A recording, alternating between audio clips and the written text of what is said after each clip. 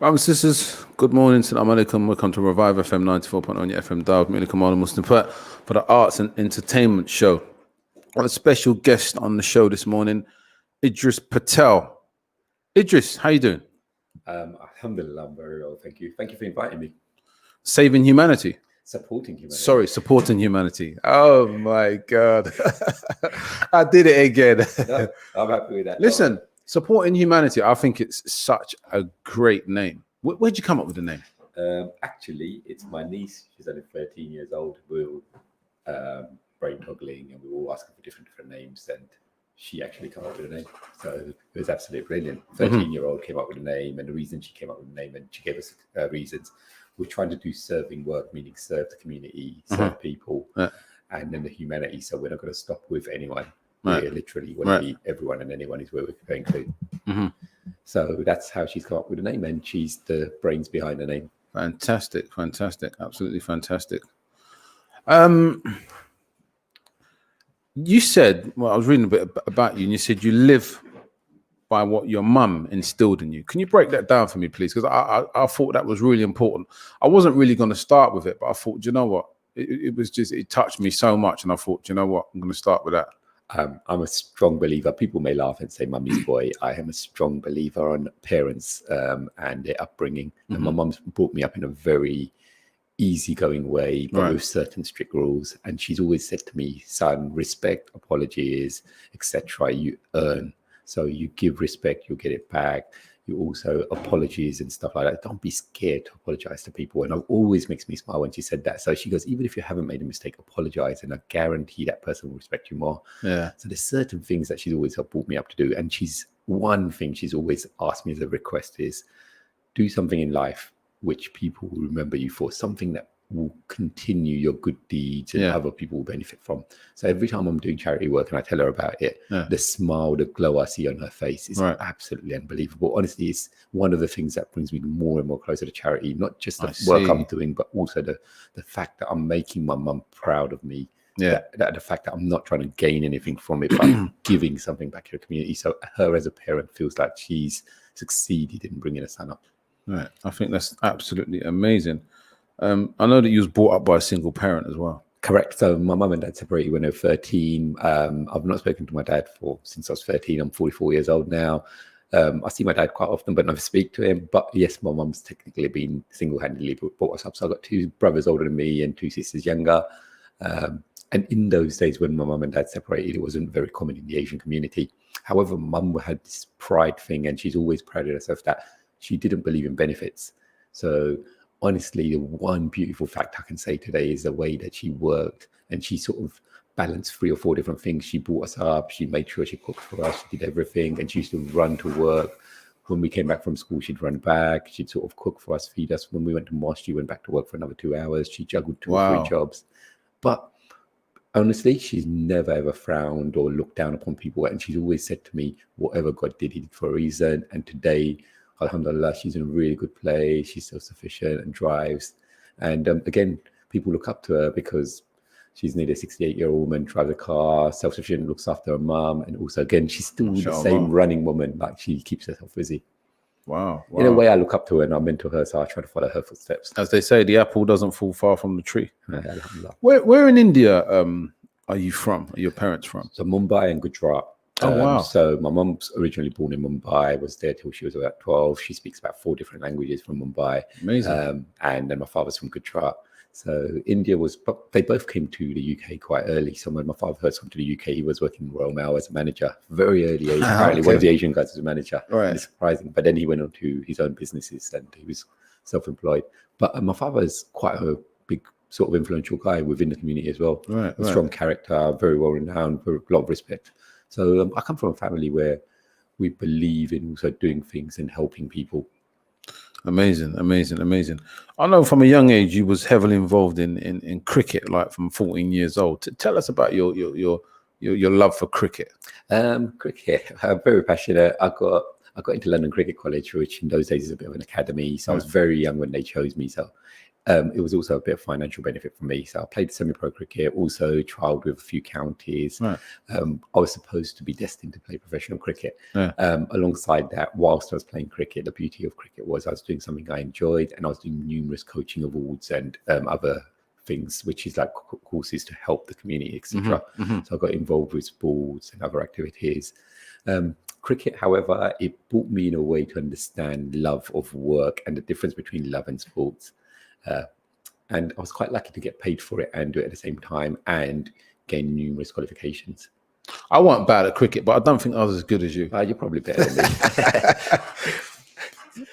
So don't doubt yourself, or believe me, you're definitely. And I know you actually got a qualification in cricket, and you actually got a qualification in basket. Is it volleyball, basketball? You got quite a few qualifications as a referee as well, football referee. Yes, I've got 5 coaching qualifications, plus I'm a qualified referee. So I do badminton, volleyball, basketball, as you mentioned, cricket and football. So I'm a qualified coach in all of those. In cricket, I'm a level 3, which means I can teach up to a professional level. And a qualified referee. So I some of these things. You're an all-rounder. I know, they say. I haven't even passed my football badge yet. I've been going on about it for years. I'm going to do the football badge. I ain't even done it yet.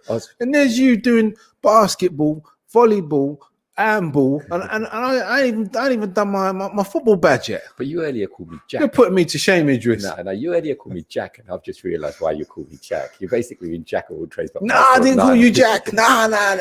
Someone else. That was someone else. So I try to get involved, but it also helps me because when I do these things, I get closer to the youth. I try to understand them and also influence them. You're inspiring me now, bro. I'm going to go on that. I'm going to have to go out there and get a couple of these qualifications. If that makes you shame now. Actually, I saw for those people who hasn't met or seen Ali before, I've just seen him, and believe me, if I wasn't definitely one way, I would have probably ended up fancying Ali. So, me? Yeah, so nah. If any of you've not met Ali, I'm not as good looking as you. Very good looking and shirted and booted as well.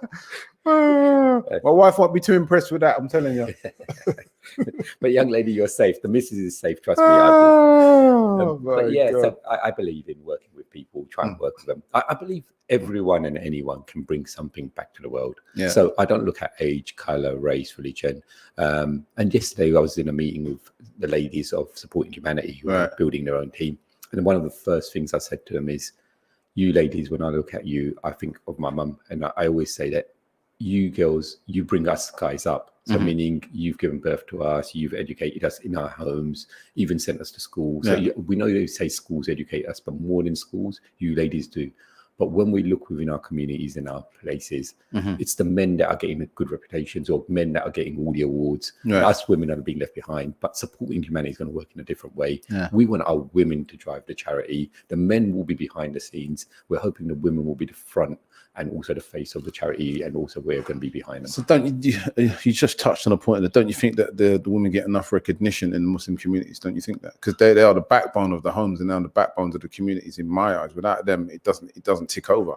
I don't think we give our women enough respect. I mean, a perfect example is our fathers, when they retire at 65, whatever, they still got a mosque that they can walk to, socialize in. So in a way, the mosque has become a bit of a socializing place. What have we done for our mums? What have we done for our grands? What have we done for our sisters? When they become 65, why do you think they get cholesterol? Why do you think they get diabetes? Why do you think they get depression and mental health issues? We've got nothing for them. We've developed nothing. We've sent so much money back home to all our countries. We say third world countries, but when you speak about third world countries, they've got community centers, they've got leisure centers, they've got so many things that women of an older generation can do. What have we done for our women? Nothing. And even now, people would beg to differ, though. I mean, and also you gotta look at different communities as well. Are you just looking at one community, or are you looking at the whole Muslim community and saying that? So recently, I've had many meetings with the Bangladeshi community, Somalian community, the Pakistani and Asian communities, and we all agree on one thing, that our mums, when they become 65, we have no activities for them. There's nothing they can actively go and do. Recently, obviously, they've started going to gyms for women's sessions or whatever, but it's not something that they can actively do and take part in. All our mums are renowned for their cooking. Why have we not ever said, we're going to make you our master chefs, let's put you on shows, or let's do 100%. I agree with that. our wives or whatever, we always say my mum's the best cook. When have we ever said, let's get my mum to put a show up? And I was saying that about Regent's Park Mosque. I was like, you got a restaurant there, they're cooking all this food, people are paying for it, you know.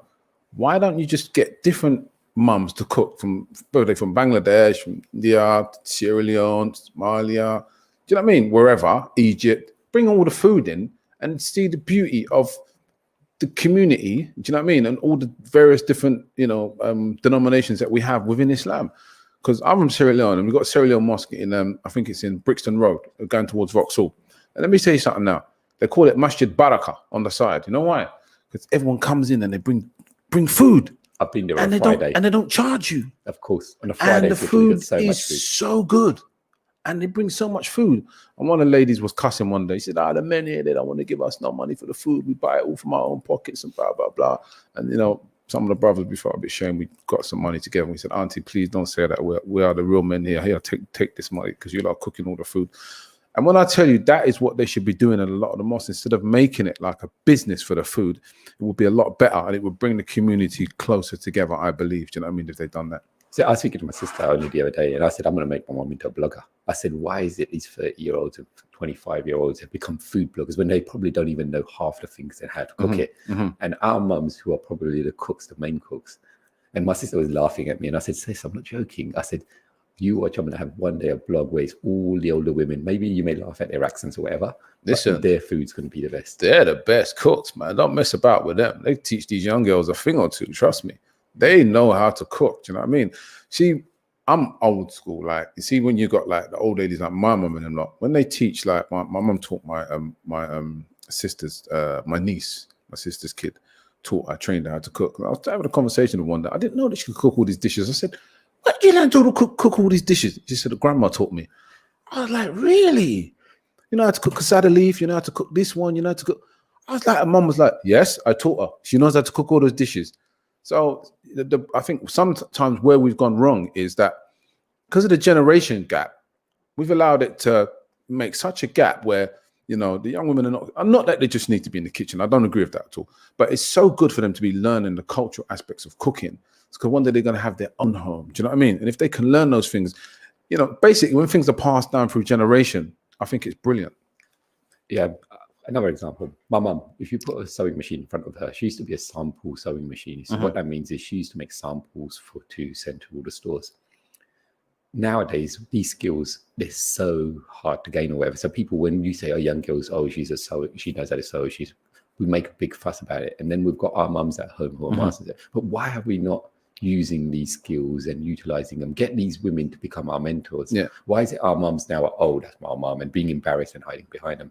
I also believe our older generation, we need to sort of bring them up and give them some sort of enjoyment. What's happened to taking them out, giving them some sort of fun and getting them out of the houses and making them some sort of mentors and everything in our communities and our people? I agree. I agree. So, I mean, I couldn't.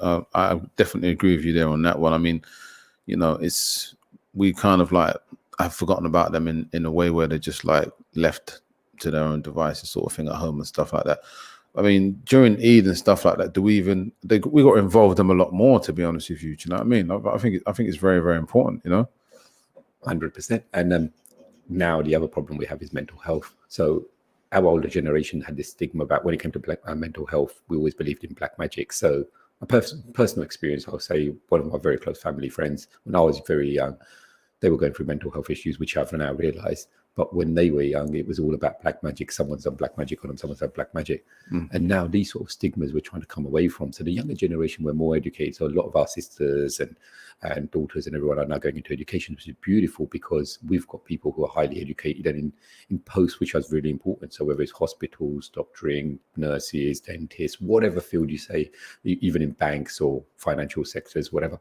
But are we utilizing the profession that we've got? These people, they go to work, come home, but are we then utilizing them within our communities?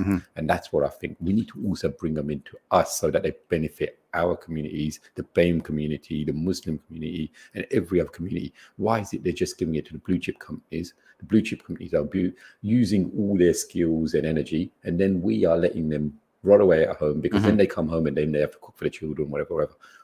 why are we not moving forward and saying these women are so important? Let's find a way of also utilizing them. If need be, find ways of employing them within our communities so that we can benefit from them.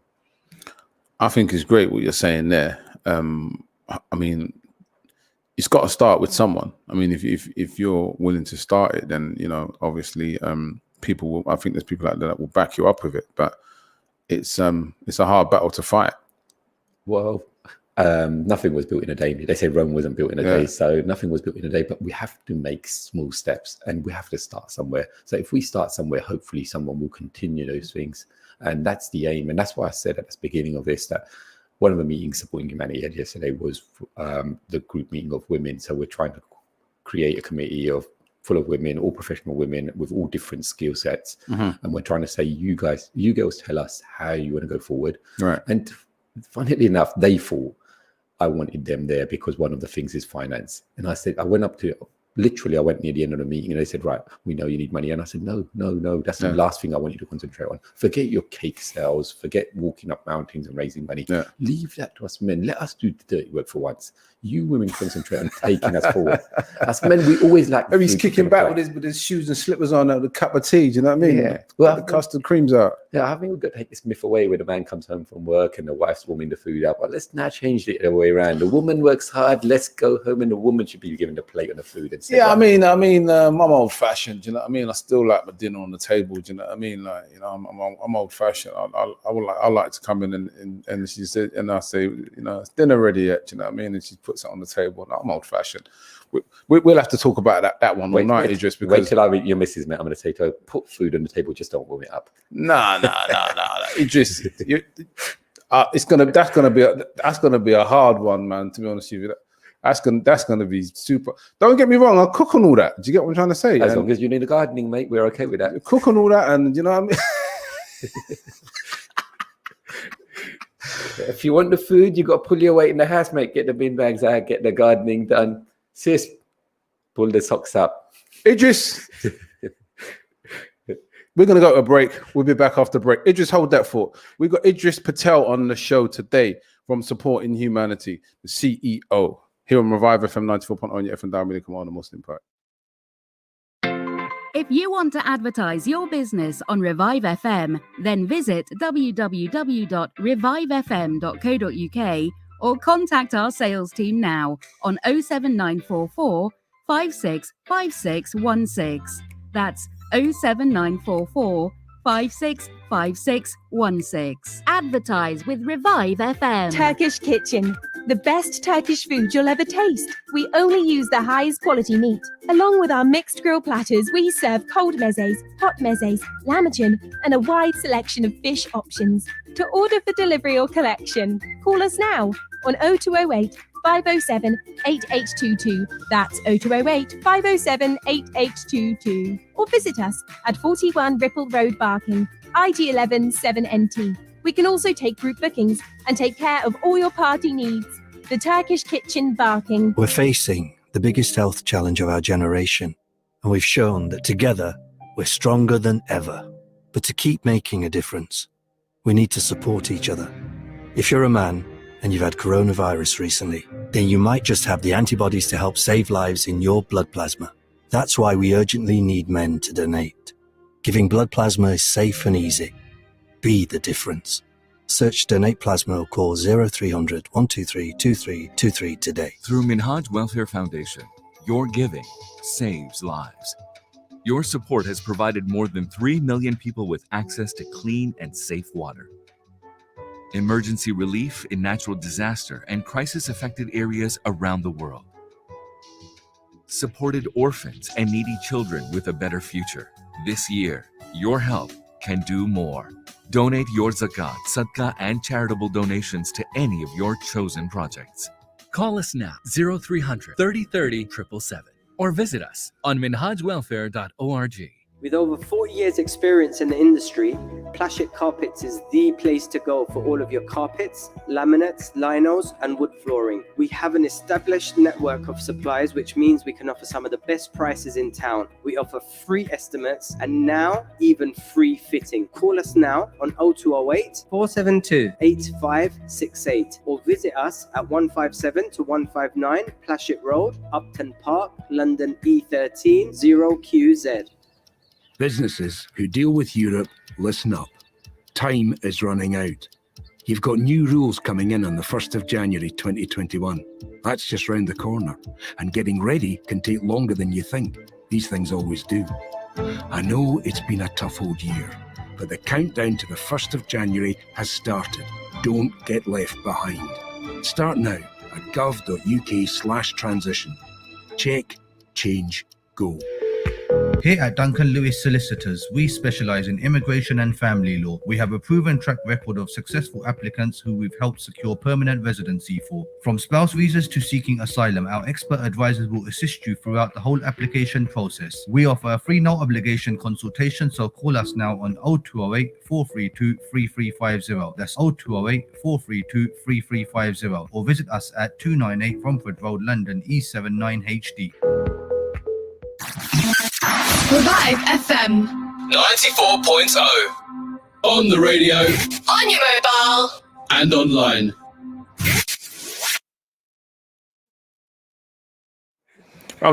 We're back after the break. Him Revive from 94.1 on your FM dial. We got the CEO of Supporting Humanity in the studio with us today, Idris Patel, on the show. Idris, fire away. Well, what can I say? So we're talking about women and the roles that they play within our communities and what Supporting Humanity do. So Supporting Humanity, what are we looking to do in the future?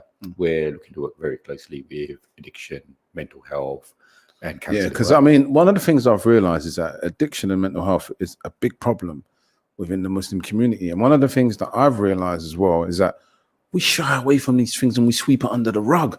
Why is it that we do that? Why do we do it? Like people said, like, it's, you know, it's shameful and, you know, and stuff like that. And, you know, they almost hide it. But when you hide it, what happens is, you know, it doesn't take away the problem. Do you know what I mean? Like somebody could have mental and they'll be in their home and the family members would be like, oh, that's my brother. And, you know, nobody would see him and and they wouldn't want to talk about it and stuff like that. But instead of actually dealing with the problem hands on and getting the rest of the community involved in it or making people aware of it, it's just hidden away.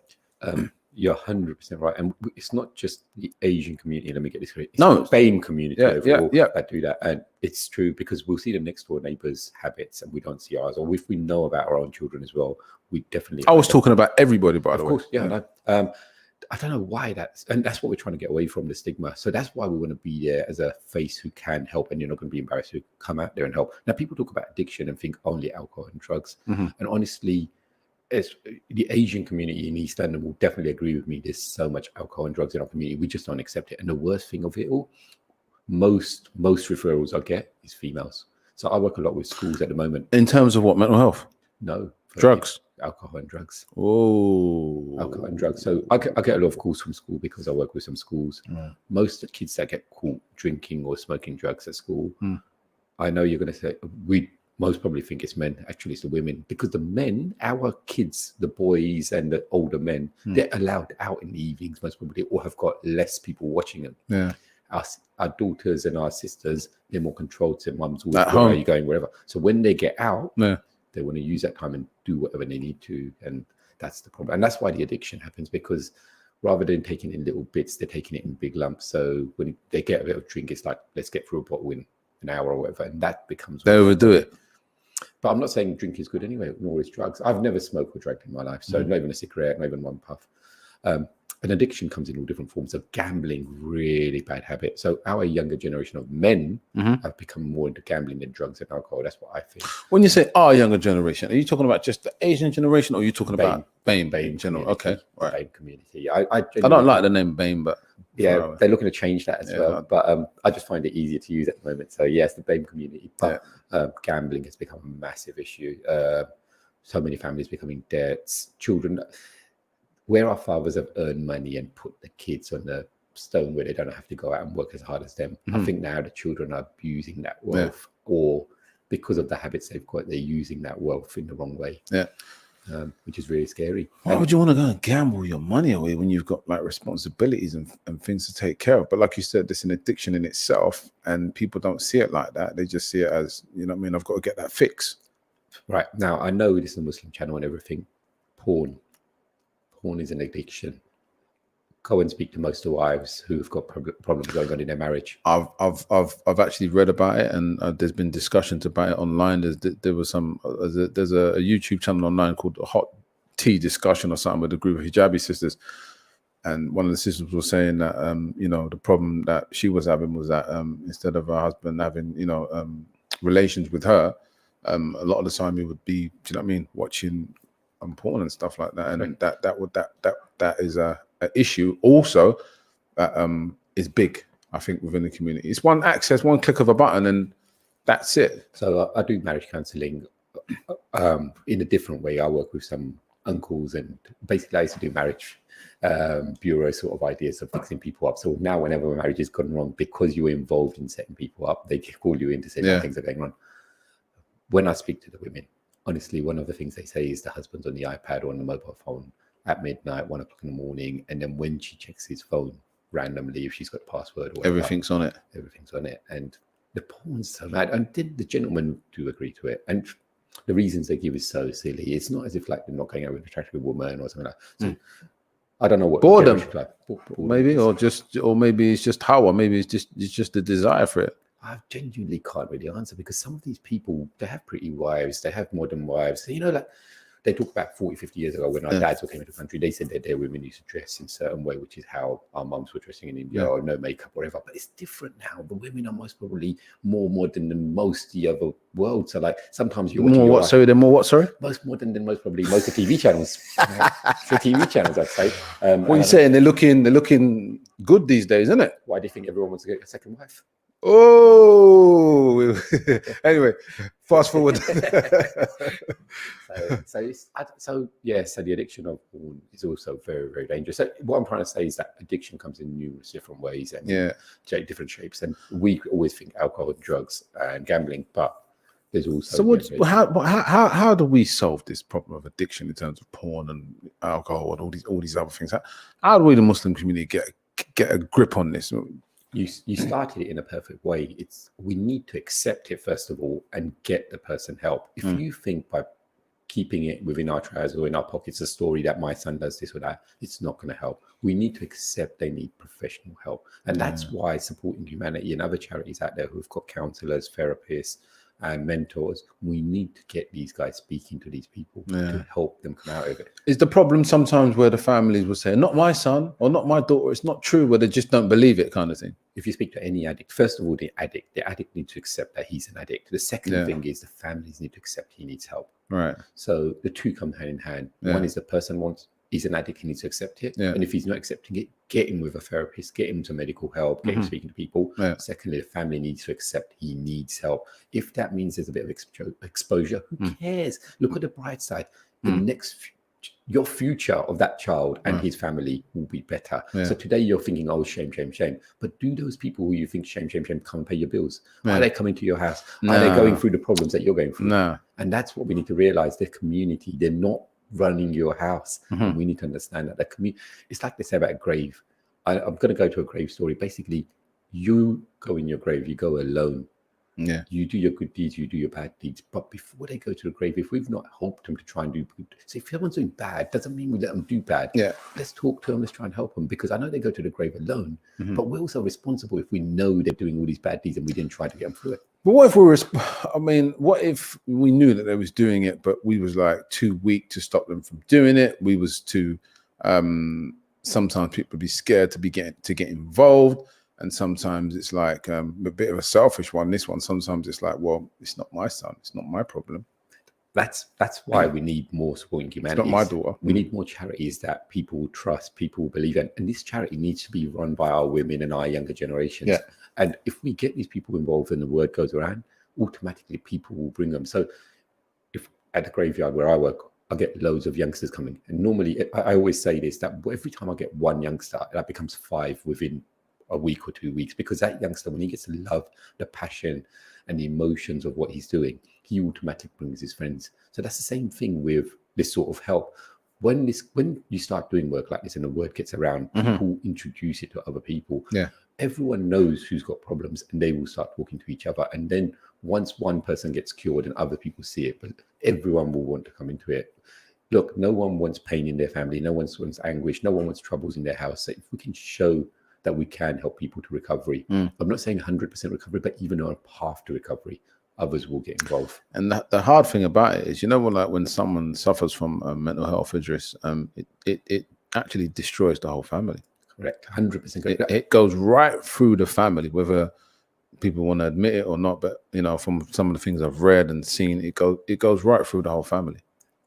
Which is why we need to, as Asian people, accept mental health is a medical issue. We need to accept that. We need to get the stigma away. But even the Muslim community, like what you touched on before, a lot of them don't accept that it's mental health. Straight away they say you got jinn. That is the classic one that I've heard. I mean, sometimes it is true. Yes, they do have, but you have to be. There's medical, and then there's spiritual. Right? Sometimes it is spiritual, but a lot of the time when it is medical, right? They say that it's spiritual, and then there's no healing. There's no way around it because they're not having it. Correct. So when it comes to, especially, I'll say Asian culture right now. Now, if, for example, my son it was tomorrow showing signs of mental health, realistically, we're going to blame the wife, first of all.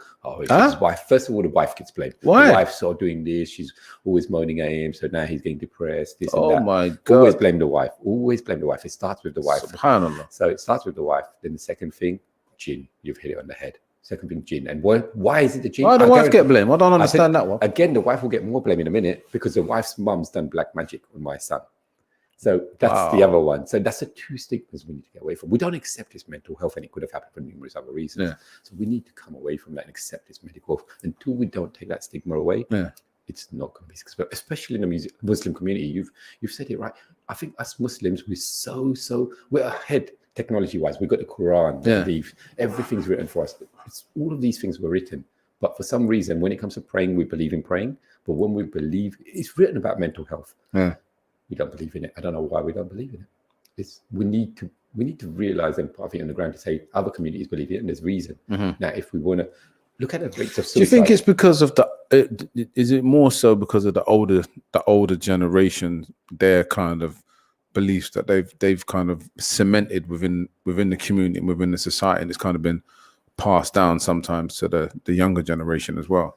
Yeah, you have hit it on the head. I think our older generations, we did believe in the jinns and the black magic, and that's what's happened. And the younger generation continue believing in it, even though we're educated. No, I believe that them things that exist. Don't get it twisted. I believe it. But the thing is, I think sometimes it's exacerbated so much that as soon as there's a problem, it goes straight to that. It shouldn't go straight to that. You know, in life, you're going to have problems. You're going to go through ups. You're going to go through downs. You know, Allah says in the Quran, you're going to have hardship. You're going to have ease. You're going to have hardship. You're going to have ease. That's how our life is. We're being tested. Not every day is going to be a party. Some days it's going to be difficult. Some days it's going to be ease. That's why Allah's put a balance for us. Do you know what I mean? For us to understand that that's how we live. Do you know what I mean? But sometimes people don't get it. When you get the hardship, you know, they will say, oh, it's jinn, it's this, it's that, blah, blah, blah, calamity. SubhanAllah, calamity is a benefit sometimes. And now that our sisters and brothers have become doctors and consultants and quite senior roles within the NHS or Harley Street or wherever, I think now the educated people are taking mental health a lot more seriously. However, it's like you said, but are we bringing our neighbors or our own family out for this help? No. But in the last few years, the rate of suicide's gone up, especially within the Muslim community, which is very, very scary. Would you say amongst men or amongst women? Men. Yeah, I've read something about that. I was reading a book by a guy called JJ Bowler. He's a writer, and he said that suicide rates amongst men are very, very high. 95% of suicides within the Muslim community is men. Yeah. And that is a proven fact. And Supporting Humanity put something on Instagram about 2 weeks ago with the facts and stats. Is that fact losing their jobs? What divorce, drugs? What? It's numerous things. Mental health. Numerous things. And again, probably personal life addictions, and that could be also, because once you have an addiction, you've got to realize it's not just drugs that you're going to ruin. You're going to ruin your marriage. You're probably going to ruin your family, your relationships with everyone. So you then become separated from everyone, which is why we need this counselling, because the counselling is not just with that person; it's also with the family about how you need to stay with them, how you can help them. We're not saying if they're an addict, stay with them. We're saying, but how to help them, how to show them that you're still there for them. One thing that happens is these people who become homeless or addicts or whatever, what is the one big thing or the one big hole in there? They become a loner. They have no friends left. They have no one. Everyone's left them and they feel like there's no one there for them. So this is why counseling also helps, because we bring the families together, explain to them how they can help, help the person who's in trouble, either mentally or addiction wise. And then we speak to them and we try to keep the hole bridged and trying to fill the hole. But we're still not doing that correctly. And hopefully Supporting Humanity will do that going forward. We're still walking. We're very distant away from there. But we're hoping to close that gap, and also, inshallah, very close soon start doing these sessions and make it a major factor whereby we can help people's lives. Yeah, I think it'd be a great help, because in a lot of the communities, in a lot of the Muslim communities are quite closed. Do you know what I'm saying? Where people don't want to allow you to get in, kind of thing. Do you know what I mean? So what goes on, and it just becomes, that's normal in that community, or that's normal in that community, or that's okay. That's just how it is. Do you know what I mean? And I think that's what needs to be broken, to be honest with you. If we don't break the chain, it's going to be continuous. Like, it's our from that generation, and then from this generation, and then what we're going to do, we're going to hand it down to that generation coming as well. Is that fair? Well, my mum keeps reminding me one thing. She says, "Don't look at a neighbour's house." My mum and I always talk. Don't look at a neighbour's house. Yeah, basically, what it means by that is just because the neighbour's house looks really pretty doesn't mean they've got problems. The problem with people, humans in general, is we always look at people who we think are got a better life than us. So they got a prettier house. Oh, look, they look happy. They got a bigger car. Genuinely, that's not happiness. That doesn't show peace, tranquility, anything. Just because they've got materialistic things, that's not. It's the problems within that house that's the problem. So we need to understand that we need to stop being materialistic in this world. Just because someone's wearing a Rolex watch or driving a BMW car or a 6-bedroom house in Chico or something, that's not happiness. What is true happiness? And that's what we've got to understand and try and bring back into our lives. Inshallah. I think the ideas are great, and hopefully, you can roll it out in a nice way. Supporting Humanity, you can roll it out in the right way, where it can trickle out to all the communities across the UK, and we can try and battle this and try and fight this together, because it's something that needs to be tackled generally, and it's going to cause a lot of problems within the society. Idris, we're going to go to a break. We'll be back after the break. We're here with Idris Patel, CEO of Supporting Humanity, here on ReviveFM 94.1 FM Derby, and Kamara Muslim Poet for the Arts and Entertainment Show. We're going to go to a break. Businesses. Time is running out. From the 1st of January next year, if you do business with Europe, you're going to have to follow new rules. So there are definite actions we all need to take now. More to do, I know, but it's work that won't be wasted. It needs doing no matter what. And we haven't got long. Less than 3 months and counting. Check what your business needs to do now at gov.uk/transition. Check, change, go. Did you know that girls like Noura walk an average of 3 miles every day in search of clean water to support their families? Minhaj Welfare Foundation believes you can end the water crisis by building small and large-scale water projects. Your charity is helping improve the lives of communities living in the poorest regions of the world. However, more needs to be done. Support Water for All. Donate today. Call us now, 0300 30 30 777, or visit us on minhajwelfare.org. Amigos, the signature name when it comes to burgers and shakes. Our succulent burgers are prepared in front of you while you wait. Whether you go for our 6-ounce Mexican or our 10-ounce Texan, or you decide to go for our messy fries or our buffalo wings, one thing you're guaranteed is quality. Dine in with your friends and family at 400 Cranbrook Road, Gants Hill, or order in on Uber Eats, Just Eat, or Deliveroo. Amigos, hats off to great burgers. Kebabish Original, one of the biggest names in the restaurant trade. Visit your local KO to experience the thrill of the grill and the most authentic Pakistani cuisine. From our kebabs to our curries and from our mixed platters to our peri-peri, our chefs prepare your food in front of you while you wait. KO is now offering franchise opportunities. To take advantage of our proven and successful business model, contact us on 0208 446 7779 or visit kebabishoriginal.co.uk. Thinking about selling or letting your home? With Maxwell Estates, you don't need to look any further. Well established with over 15 years of experience, Maxwell Estates are specialists in residential sales and lettings. We manage over 200 properties in and around Northwest London, keeping our landlords and tenants updated with all the latest laws and legislations. Based in Edgware, our experienced specialist negotiators always ensure we maximize the full potential of your property. Call us now on 0208 952 0808 for a free no obligation quotation, or visit our website www.maxwellestates.co.uk for further information. Maxwell Estates, the name you can trust. London is now in Tier 2 and on high alert. To help stop the spread of coronavirus, households must not mix indoors. Only meet people outdoors in groups of up to 6. You must work from home if possible, and reduce the number of journeys you make. For further details, go to gov.uk/coronavirus. Stay alert. Control the virus. Save lives. We're facing the biggest health challenge of our generation, and we've shown that together we're stronger than ever. But to keep making a difference, we need to support each other. If you're a man and you've had coronavirus recently, then you might just have the antibodies to help save lives in your blood plasma. That's why we urgently need men to donate. Giving blood plasma is safe and easy. Be the difference. Search Donate Plasma or call 0300 123 2323 today. ReviveFM 94.0. On the radio. on your mobile. And online. This is welcome back after the break here on Revive FM 94.0 on your FM Dawah Media Kamara Muslim Poet. We have Idris Patel on the show. Idris, welcome back. Thank you very much. Idris, we was talking about communities and the drugs and the alcohol and the mental health that we have in the communities. And hopefully, I was saying to you that we can, your organization can roll out a good program that can help people to actually tackle this in the right kind of way instead of us just shying away from it. Are you going to roll it out to mosques all across the country? Because I think that would be a great idea to roll it out to mosques all across the country. Because one of the things that the mosques are famous for is they're famous for just having the prayers and stuff like that. But a lot of the mosques, especially Regent's Park Mosque, it's a massive mosque. They need to open it up a bit, make it more like East London Mosque, where you've got facilities like that inside the mosque.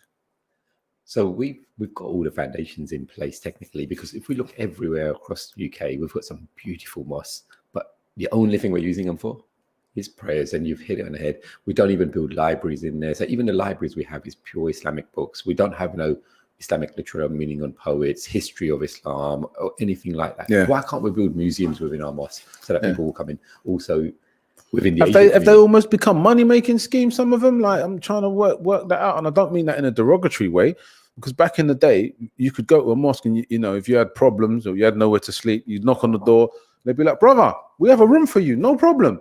Do you get me? Now, you still got the Salvation Army open, and we've got to come better than that, to be honest with you, You're right. The Sunnah's 3 days, yeah?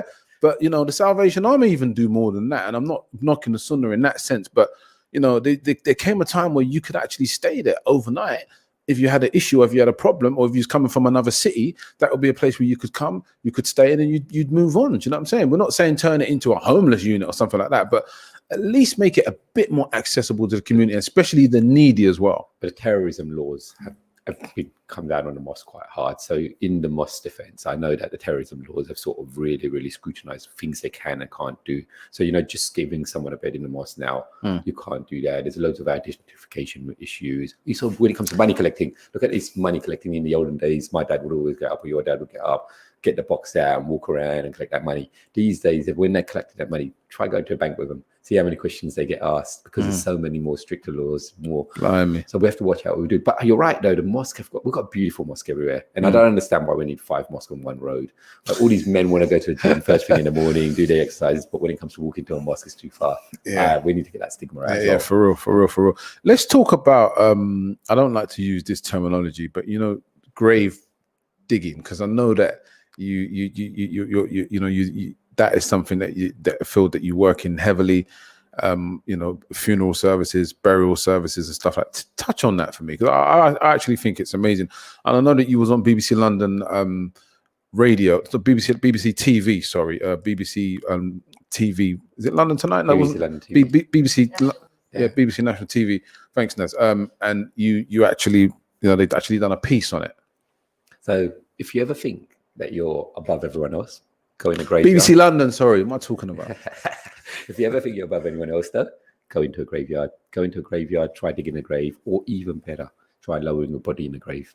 Genuinely. Oh, that would be a hard one for me. I ain't gonna lie. That would be a hard one. Another one is the person that you sort of know every day in and out. When they've passed away, go and wash their body, or go and collect their body from the hospital, from the mortuary. When they open that freezer and they pull the body out from a freezer, genuinely, if you want to understand what life's all about, go and get these. I've done it once.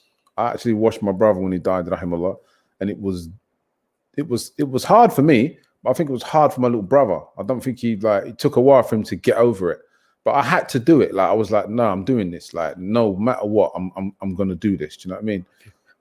When he passed away, how hard was it for you to touch his body?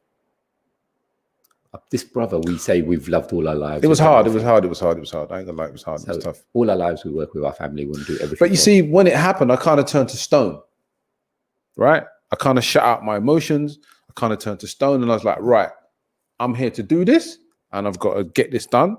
And then after that, the emotions maybe will come in a few days later, whatever. But right now, I'm on some RoboCop kind of mode where my feelings is not getting shown right now, because I just got to do this. I've got to get past this, because if I let my emotions get into it, I ain't never going to get past this. So that's one of the things that helps me with the youth, though. I get a lot of youth involved with the graveyard, but when I bring them to the graveyard, I don't put them in the grave straight away. So we normally start with replenishing graves with the youngsters, the youth, or anyone new to the work, replenishing graves, or even helping us going to collect the bodies from the morgues and stuff. Right. When they go to collect the bodies from the morgue, I don't take them in the freezer room.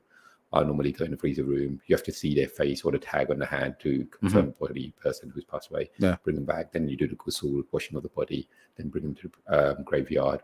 Before that, some families want to see the face, so you take the family coffin home and then bury them.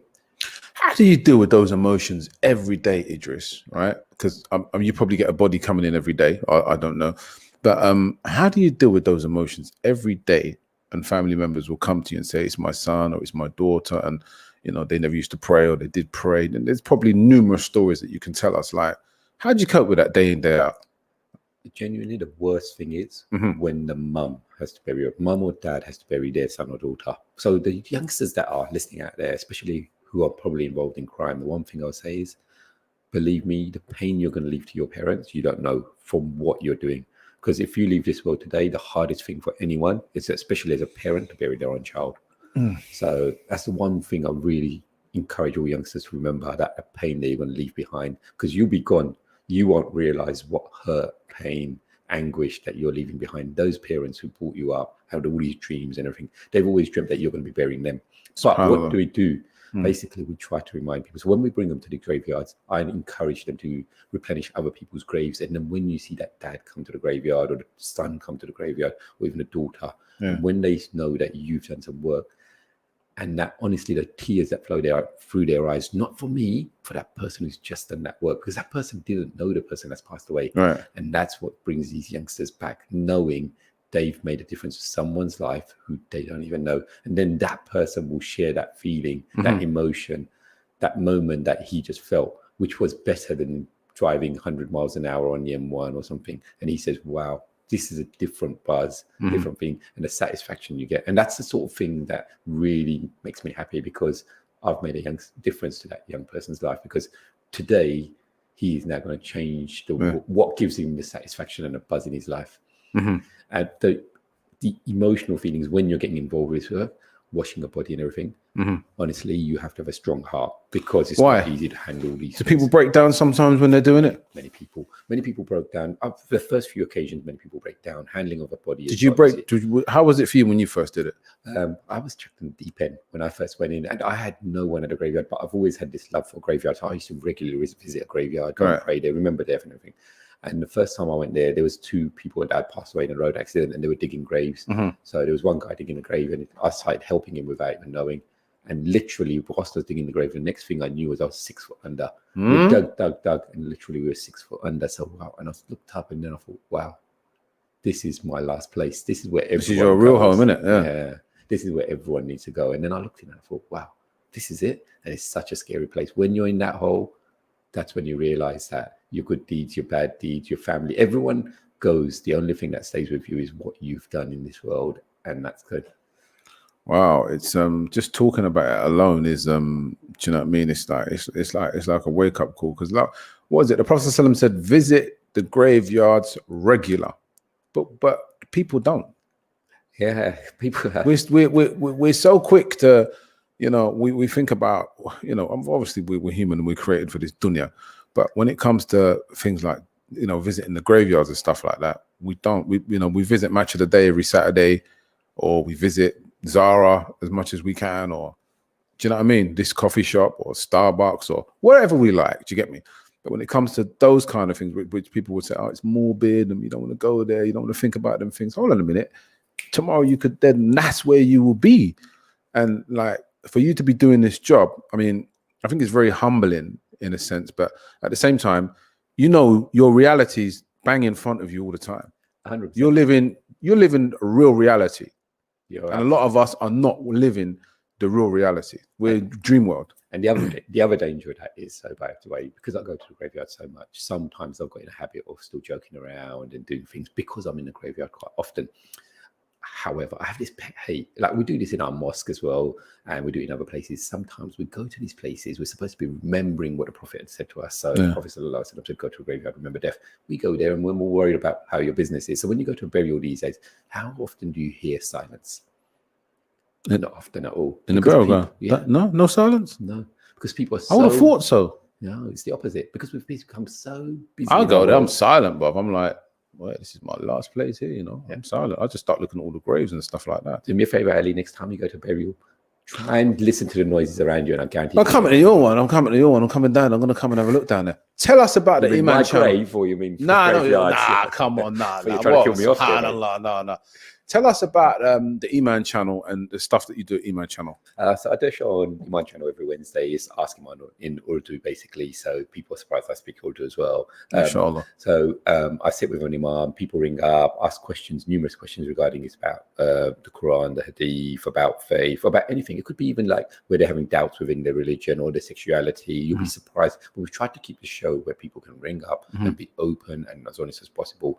We don't say any questions are banned. We try to sort of keep it so, you know, again, I'll go back to our dads and mums days where certain subjects you weren't allowed to talk about. Do you have sisters on the show interacting with you guys as well? I'd say that 90% of the callers are sisters. No, I mean like on the show with you. Do you have sisters on the show with you? No, we have callers who are sisters. The Sheikh is a male person who's Sheikh Abdul Majid, but majority of our callers are sisters. But you don't have women scholars like Nabila and people that studied, women that studied Islam to talk to the sisters, and you don't have that? No, so we have a sister available. So if a sister rings up and says, I want to speak to another sister regarding certain things, then we have a sister available, but that sister doesn't come on the TV channel. The reason being is the studio is mainly male-oriented studio at the moment, and we try to protect the sisters. It wouldn't be fair on bringing one sister in front of 5 brothers. Right. So that's the reason they don't. I only do it on Wednesday at this present moment. Right. However, yes, there are sisters available that can talk to other sisters if they need. Is that where Ali Dawah and those guys, are they down there as well? Yeah, stuff like they that. come down there. That's correct. So numerous.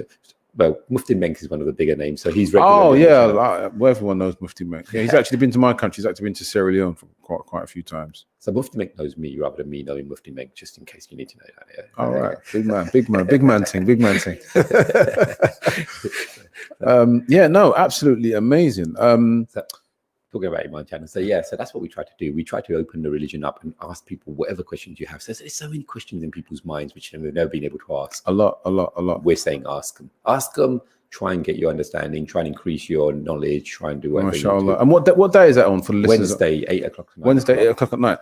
Idris, we're going to come to the end of the show. Is there anything that you want to tell us that we need to know about before we come to the end of the show? It's been amazing having you on the show today. And an hour goes so quick. There's so much more I could talk to you about. We could just go on and on and on, you know. Everyone can help. Honestly, anyone who has self-doubt, you will be surprised. Everyone has skills which can be utilized. So anyone listening out there, you may be thinking, oh, they're doing great work. Actually, you could do it as well. Become a part of the charity. Contact us, and believe me, we will be happy you've contacted us because we want your help. We need you more than you need us. Genuinely, whoever you are, you could be a sister sitting at home being a mother for 20 years, whatever.